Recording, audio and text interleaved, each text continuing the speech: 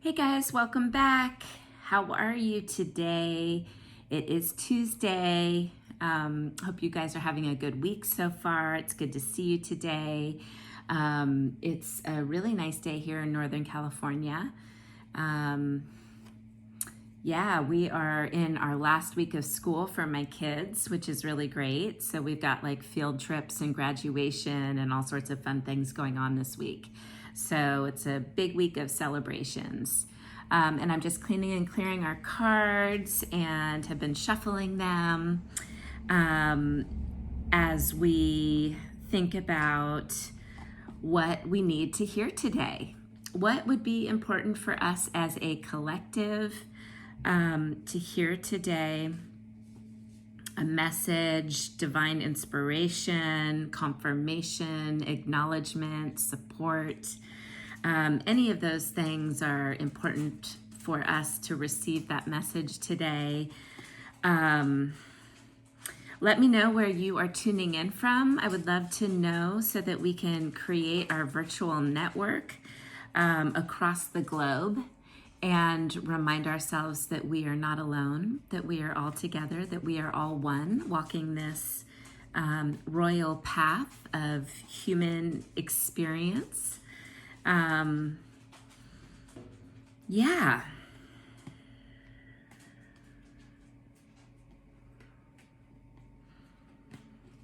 Okay, so I've been shuffling the cards. We have set our intention. What do we need to know today as we progress on our royal path? Yesterday we got the world, the adept. How adept are we in our lives? And let's see what we get today. So we have the Three of Swords. Looks like heartbreak, doesn't it? Looks like just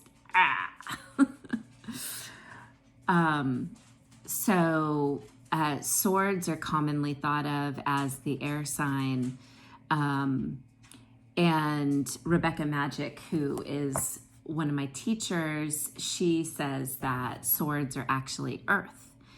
And basically the suit of swords talks about conflict and challenges in life that we have. And this one is specifically related to our heart and our emotions, right? So we must accept what was and what is. Pain, grief, and heartache or heartbreak might be what we're experiencing right now. And this card is encouraging us to move on to the next stage, to rest and integrate. So this card, the Three of Hearts, or not the Three of Hearts, the Three of Swords, is calling us to accept what is, even if it's painful and we're grieving right now. Using the world yesterday as our portal into up-leveling and sort of mastering what we've already learned. Heartbreak is part and grief is part of the process on the royal path. It's something that we need to experience so that we can experience true joy and true love. Because if we're really heartbroken about something, then that means that we really loved it. And how beautiful that is that we even had that experience of love.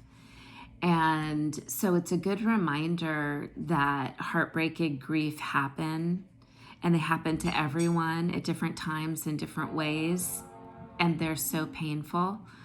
But that was my computer just turning on again. I felt like it was like giving us a moment of like musical acknowledgement.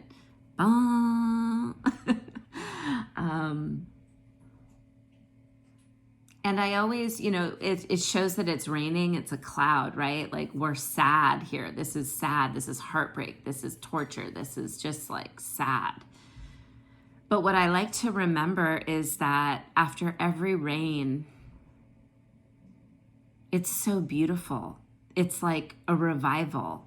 It rejuvenates and allows the emotion, like when you're crying, it's actually like a bath or a shower for your emotional body. And what happens after we shower? We feel so much better, right? We feel clean, we feel like released, we got all the gook off. And that is what heartbreak and having an emotional shower like this one, tears, and just feeling really bad. That's what it does for us. It actually converts the energy. We have that feeling of sadness inside of us. When we cry, it's actually a physical manifestation of what's happening on the inside. And it's a release of energy from inside our bodies, outside of our bodies. And it is cleansing and purifying and important for us to have that moment, to do that, to honor the love that we had and to let it go as much as possible. So let's see what Rebecca has to say about the Three of Swords today. I'll make it quick.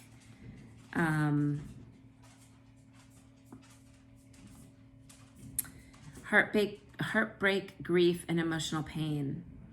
Examine where in your life you may be operating from a place of pain and suffering. Are you responding to life from a wounded heart? Before you can progress with your situation, you must find acceptance of what was and also what is. Consider the succeeding card, the Four of Swords. It shows us that soon we will move on to the next stage of our process, where we will rest and integrate all that has unfolded. We cannot reach that next stage, the Four of Swords, until we fully access the initiation that lies within the Three of Swords. Remember yesterday we talked about tarot as being a journey of initiations. This is the point where we fully face and accept the pain and grief we have so far experienced. A helpful way to pull ourselves out of our personal story of grief is to remember that there is a collective grief, the unified grief of the collective consciousness. That's kind of like us, like what's happening in the world right now, right? Like there is this very heavy sense of grief that's happening. When we face and heal our own grief, we must acknowledge that our individual reality is a ritual which affects the collective reality. And in healing our individual grief, we heal grief within the collective mind and heart. Because what we do with ourselves actually is contagious, right? It can change our own sort of environment that we have, our own energy that we have is actually contagious and can change other people's environment, energy, and reality as well. Remember who you truly are. Do not get pulled into your story of grief. Remember that all things on the material plane are temporary. Your story is simply a microcosmic reflection of a macrocosmic story. You have great purpose to live your story in a way that affects our shared story. When you heal your own trauma, you heal your ancestors' trauma. The effects of your actions reach farther than you think. In fact, they are eternally imprinted with the energetic grid of our universe. So it's so important for us to heal our own trauma because it really influences and impacts the whole world and everyone else's healing of their trauma as well. So this is a really important card to think about, you guys. Where can you heal inside of yourselves so that you can stop this trauma from continuing in your life and in your family's life, your children's life? How can you heal yourself to impact your life and everyone's life around you? It's such an amazing question. There's always healing to be done. There really is.